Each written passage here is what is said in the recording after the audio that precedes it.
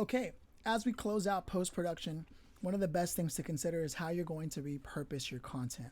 Now that you have the episode recorded, you've pulled out your social media promo, you've developed some show notes. Okay, what does it mean to repurpose content? What that means is you have to think of your content in terms of a hierarchy. A video can always be turned into audio. Audio can always be turned into text through transcription or show notes, right? But you can't go the other way around. On top of that, a long form video can always be turned into short snippets. So it's about understanding how you're going to chop and screw your content and where it can be shared, with who it can be shared by. Finding you may think you have one audience in mind, but you could repurpose a digital marketing type of show. And if you have a snippet in there that's really insightful, you could potentially share it with an influencer who may speak on inspiration. And it just so happened that it had to do with digital marketing, but there was a moment of golden glory, some just hot heat. This is hot off the press. This is a moment of genius, right?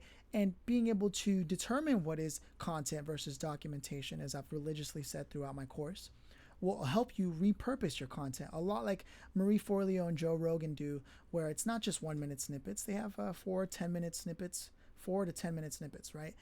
With their guests, where they go in on the specific thing. And it really helps to understand the different types of ways your podcast or your content, from video to audio to text, can be distributed amongst influencers, which should also be a key part of your promotional process. Again, the promo really for me is part of the post-production and determining what influencers also have audiences who would align with what you're looking for, and how do you get a hold of them?